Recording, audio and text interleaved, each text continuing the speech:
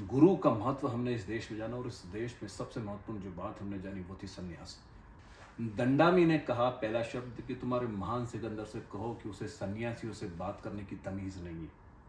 desire, love and hate, Indian culture, lust, mythology, problem, life, depression, सवाल ऐसे जो अब तक पूछे नहीं। जवाब ऐसे जो अब तक दिए नहीं गए।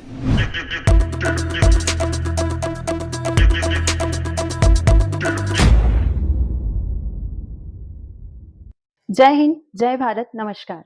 मैं शीतल शर्मा हमारे शो टॉक विद मास्टर में आप सभी का हार्दिक हार्दिक अभिनंदन और स्वागत करती हूँ।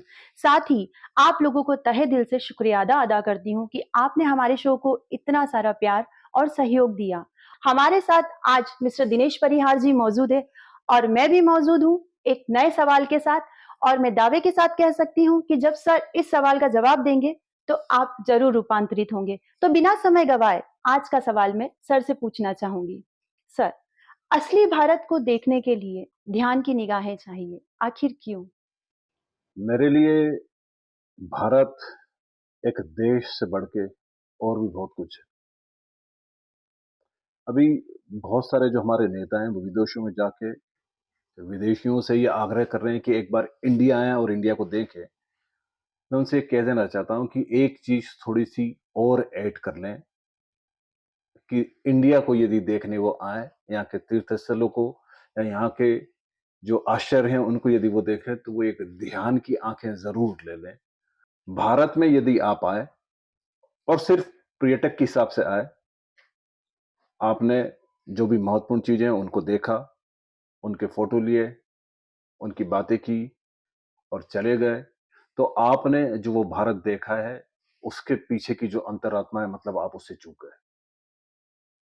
निश्चित रूप से एक एक क्रिएशन यहाँ पे जो है वो ऐसा आर्टिस्टिक क्रिएशन नहीं है। हर उस सृजन के पीछे भीतर अंतरात्मा के पीछे कहीं ना कहीं ध्यान की कीमिया छुपी हुई है। उस वक्त के भारत को यदि आप देखेंगे तो भारत ध्यान में ही जी रहा था। ध्यान ही सबसे बड़ी उसकी संपदा थी और उसी के आधार पर सारी आधारशिलाएं रखी गई। पश्चिम ने यदि फिजिक्स को पढ़ा, केमिस्ट्री को जाना, बायोलॉजी को देश के सामने लाया, विज्ञान उनकी यदि खोज कहेंगे, तो वो यदि फिजिक्स को खोज रहे थे, वो यदि बायोलॉजी को खोज रहे थे, तो हम उस फिजिक्स को जानने वाला, उस बायोलॉजी को जानने वाले की तरफ देख रहे थे। उनकी खोज ब्रह्म खोज थी और हमारी खोज ब्रह्मा की खोज थी। हम उसको खोज रहे थे जिसको कि जानने के बाद किसी भी तरह की कोई भी चीज जानने को बचती नहीं। यदि आप ताजमहल में जाएंगे और आपके पास ध्यान की निगाहें नहीं और आप कहेंगे कि अद्भुत आश्चर्यों में से एक है, तो आप फिर चूक गए। यहाँ पे क्रिएट इस तरह से किया गया है कि एक विशेष दशा में यदि आप वहां पे प्रवेश करते हैं तो वो जो अंतरात्मा है वहां कहीं आप उसके दर्शन कर पाएंगे। यदि आप अजंता एलोरा की गुफाओं को जाएंगे, यदि आप खजुराहों की कलाकृतियों को देखेंगे, तो आप फिर जो देख के आए और आप ये कहेंगे कि यार इसमें मैथुन के चित्र उकेरे गए हैं, तो फिर आपने एक गलत चीज पकड़ ली। आध्यात्म ये कहता है कि कोई व्यक्ति जो कि काम वासना से पीड़ित है, यदि उसको अजंता एलोरा की गुफाओं में बैठाया जाए, ध्यान में बैठाया जाए या खजुराहों की कलाकृति के बीच उस आभा मंडल में, उस प्रीमाइसेस में ध्यान के साथ साथ ले जाया जाए, तो वो हमेशा के लिए काम वासना से मुक्त हो सकता है। न सिर्फ मुक्त हो सकता है, बल्कि पहली बार उसका काम किसी समाधि की तरफ ट्रांसफर हो सकता है, किसी तरह से रूपांतरित हो सकता है। ये वो देश है जिसने नानक दिए, ये वो देश है जहाँ पे दादू हुए, ये वो देश है जिसकी गलियों में आज भी कबीर के चर्चे होते हैं, और ये वो देश है जहाँ मीरा को कृष्ण अवतरित हुए तो वो पग घुंघरू बांध नाची है। ये वो देश है जिसने कि आध्यात्म जाना है। ये वो देश है जहाँ पे 2500 साल के बाद भी बुद्ध की कहानियां अभी भी कही जाती है। ये वो देश है जहाँ पे बोधि गया वृक्ष आज भी जीवित है, जहाँ पे कि बुद्ध ने सारी चीजें पाई है, बुद्ध की किरणें या बुद्ध की ध्यान अभी भी वहां पे मौजूद है। आप बोधि गया वृक्ष पे जाके एक पर्यटक की भांति कैसे जा सकते हैं? ये वही देश है जहाँ पे महावीर जैसे किसी व्यक्ति को भी जिसने जन्म दिया, जो कि जिसने कि दिखाया कि अपना यदि आदमी का संकल्प हो तो वो कितना महान हो सकता है। हम्म। ये देश एक अलग कीमिया का देश, ये वो देश है जो कि होता होता होता एडवांस हुआ है, लेकिन इसकी पूरी बुनियाद, इसकी पूरी आधारशिला पूरी ध्यान पे रखी गई है। और मैं आपको ये बता दूं कि हमने हमेशा ऊंचाइयों की कभी भी बात नहीं की है, हमने हमेशा गहराइयों की बात की। और मेरा ऐसा मानना है कि कोई व्यक्ति जितना ज्यादा गहरा जाता है उतना वो ऊंचा उठते चले जाता है। यदि आप वृक्षों को देखो देखो तो वृक्ष जितनी ज्यादा नीचे गहरी जड़ें बनाए जाते हैं उतने ही ज्यादा वो ऊपर ऊपर ऊपर ऊपर और ऊपर उठते चले जाते हैं। हमने यहाँ पे अमृत के दर्शन किए, यहाँ पे हमने आत्मा की बात की। ये वजह हुई, बहुत सारी वजह हुई कि हम विज्ञान के तौर पे तरक्की नहीं कर पाए, तो उसके पीछे एक वजह ये भी थी कि हमने कभी भी उस तरफ ध्यान ही नहीं दिया। हमारे मठ, हमारे गुरुकुल, हमारी जितनी भी शिक्षाएं थी, हमारा संस्कृत, वो एग्जैक्टली ब्रह्मा की शिक्षा थी, आंतरिक शिक्षाएं थी। हम भीतर जिसको जानने के बाद कोई भी चीज जानने को नहीं बचती, उसको खोज रहे थे। आज पश्चिमी लोगों को देखेंगे या ऐसे लोगों को देखेंगे जो कि बहुत ज्यादा शिक्षित हो गए हैं, जो कि बहुत ज्यादा दिमाग से भारी हो गए हैं, वो विकसितता के दौर पे चले गए हैं। हमने हमेशा से ये ख्याल किया था कि हम सबसे पहले अपने को जान लें, क्योंकि सारी समस्या भीतर है। और कोई भी स्कूल, कोई भी कॉलेज आपको भीतर जाना नहीं सिखा रहा है। वो केवल दिमाग पे आपके हैमर कर रहे हैं। जैसे कि प्रीवियस एपिसोड में हमने बताने की कोशिश की कि कंठ के ऊपर ही हमारा सारा विकास हो रहा है और सारी शिक्षा कंठ के नीचे उतर जाने की कोई शिक्षा नहीं थी। हम पहली बार कंठ के नीचे उतरे थे। हम पहली बार शरीर के एक एक कोष्ठों को जगह पाने में सक्षम हुए थे। हमने पहली बार कुछ अभूतपूर्व देन दुनिया को दी थी, जिसमें कि जीरो भी बहुत ज्यादा महत्वपूर्ण है। जीरो हम इसलिए भी दे पाए क्योंकि हम जीरो की ही तो शिक्षा पा रहे थे। फिर इस देश की जो सबसे महत्वपूर्ण बात है, जो किसी और देश में नहीं है, जैसे आप गुरु शब्द का उपयोग केवल इस देश में ही कर सकते हैं। इसके अतिरिक्त सभी जगह टीचर है। गुरु का महत्व हमने इस देश में जाना, और इस देश में सबसे महत्वपूर्ण जो बात हमने जानी वो थी सन्यास। सन्यास दरअसल पूरे विश्व को भारत की दी हुई एक अभूतपूर्व देन है। मुझे आता है एक वाकया याद। महान सिकंदर जब एशिया माइनर को जीतने निकला, तो वो जब इंडिया से लौट रहा था, तो पंजाब की आखिरी बस्ती को खाली करते करते जब वो यूनान की तरफ जा रहा था, तो उसको उसके गुरु अफलातून की एक बात याद आई, जहां अफलातून ने सिकंदर को कहा था कि जब इंडिया से तुम लौटो, भारत से तुम लौटो, तो एक सन्यासी को जरूर साथ में ले आना। और अंतिम वक्त पे उसको बात याद आई, तो उसने अपने दोस्त तरीकों को भेजा, जब पूछो और तलाश करो कि यहाँ पे कोई सन्यासी है।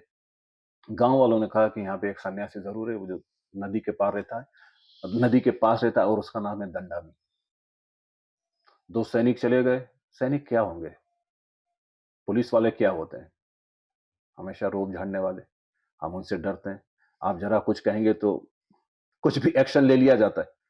वो गए, उन्होंने अपनी भाषा में बात की, बोले कि ये तलवार है, इससे तुम्हारा सिर कट सकता है। महान राजा सिकंदर ने तुम्हें बुलाया, तुम्हें यूनान चलने का आदेश है, वहां पे सारी सुविधाएं होगी, तुम्हें बहुत विशेष अतिथि का दर्जा दिया जाएगा, और तुम्हें चलना होगा, नहीं वरना ये तलवार है। दंडामी ने कहा पहला शब्द कि तुम्हारे महान सिकंदर से कहो कि उसे सन्यासियों से बात करने की तमीज नहीं है। यदि सिकंदर को आप वक्तव्य को देखेंगे तो ये दूसरा व्यक्ति था जिसने सिकंदर के खिलाफ बोला। पहला था डायोजनीस, यूनानी फकीर जो नंग धड़ंग रहता था, उस पे बारे में किस दिन बात करेंगे। और दूसरा था दंडामी। तुम उस महान सिकंदर से कहो कि सबसे पहले वो भारत के सन्यासियों से कैसी बात की जाती है उसका तमीज सीखे, उसको वो काट ना सके। उन्होंने सारी बात सिकंदर को बताई, और उन्होंने कहा उसको लाना बड़ा मुश्किल है, आप ही को जाना होगा। लेकिन सिकंदर क्या, सिकंदर सैनिकों का ऊपर पदवी वाला कोई व्यक्ति है, वो भी सख्त आदमी, इनको तो ठीक से बात करना भी ठीक से नहीं आती। वो आया, उसने कहा तुम ये नंगी तलवार देखते हो, ये तलवार है। आदमी में बहुत ज्यादा सख्त हूं, मैंने कितनों की गर्दन उतार चुका हूं, तुम्हारी भी गर्दन उतारने में देर नहीं लगाऊंगा, तुम्हें मेरे साथ यूनान चलना पड़ेगा। उस सन्यासी ने कहा तुम हमारी गर्दन उतारोगे, उतारो उतारो, अभी के अभी काटो। क्योंकि जिस गर्दन को अलग कर देने की, धड़ से अलग करने की तुम बात करते हो, वो गर्दन तो हमारा गुरु कब से ही हमारे उससे अलग कर चुका है। हमारा गुरु कब से ही हमें साक्षी बना चुका है। जिस तरह तुम मेरे गर्दन को कटते हुए देखोगे, उसी तरह मैं भी अपनी गर्दन को कटता हुआ देखूंगा। काटो काटो, देर मत करो। ये पहला ऐसा साहसिक व्यक्ति था, वरना तो सिकंदर की जब तलवारें निकलती थी तो लोग डर डर के भाग जाया करते थे। और निश्चित रूप से सन्यासी साहसिक ही होते हैं, वो तो ईश्वर की ही मर्जी के आधार पर चलते। उनकी मर्जी से बगैर तुम अपनी मर्जी से उनका कुछ करा नहीं सकते। कहते हैं सिकंदर बहुत निराश होकर लौटा। उसको अफलातून की बात याद आई कि इंडिया के, भारत के जो सन्यासी है बहुत विशिष्ट है। और सन्यासी ने कहा कि सन्यासी कोई तुम्हारी मर्जी से चले जाए तो समझना वो सन्यासी नहीं है।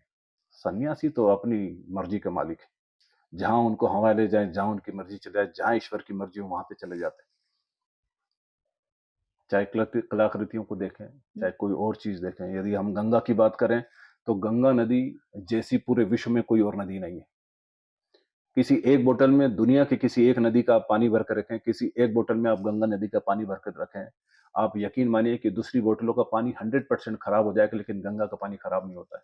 महीनों सालों सालों तक वो गंगा का पानी खत्म खराब नहीं होता है। अब आप सोचिए कि गंगा को जब हमने एक देवी माना है, गंगा को इतना पूजा है, और तुम उसकी जाके तस्वीर ले लेते हो और तुम उस नदी में वैसे ही उतर जाते हो जैसे कि बाकी नदियों में उतर जाते हो, तो फिर तुम उसके महत्व को समझे ही नहीं। गंगा में उतरने के लिए तो तुम्हें एक शिक्षा की जरूरत है, और वो किसी सदगुरु से मिलेगी। एक विशेष आयाम, एक विशेष स्थिति में वो तुम्हें ले जाएगा, ध्यान की।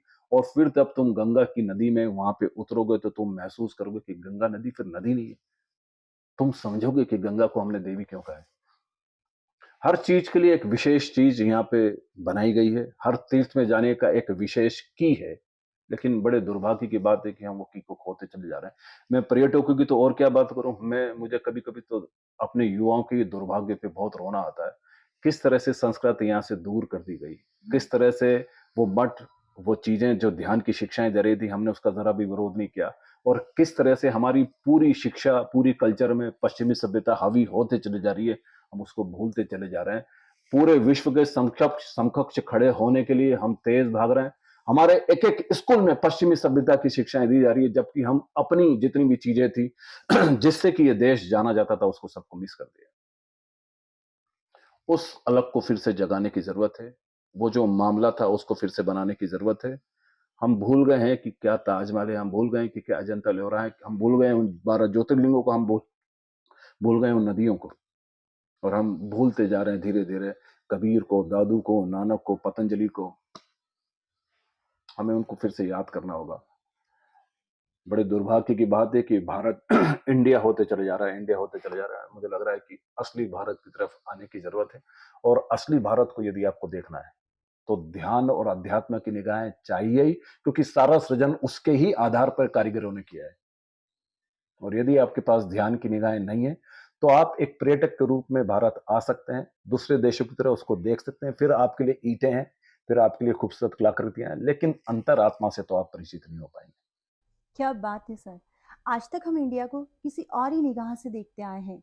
आज जब आपने बताया तो हमने जाना कि भारत को देखने और समझने की नहीं बल्कि अनुभव करने की ज़रूरत है, और अनुभव के लिए ध्यान की निगाहें होना कितना ज़रूरी है ये आज आपने हमें बताया। और ऑडियंस ने भी जाना होगा कि असली भारत के दर्शन अगर करना है तो ध्यान की निगाहों से करना चाहिए। और हाँ, हमारे शो को लाइक, शेयर, सब्सक्राइब करना ना भूलें। और कमेंट बॉक्स में आपकी परेशानियां, आपकी समस्याएं, जो भी आपके सवाल है आप ज़रूर लिखिए। हमारे साथ सर बने हुए हैं और निश्चित रूप से सर आपके सवालों के जवाब देंगे, और मैं दावे के साथ कह सकती हूँ कि वो आपको ज़रूर रूपांतरित करेगा। तो इसी तरह से हमारे शो में हमारे साथ बने रहिए। जय हिंद, जय भारत, नमस्कार।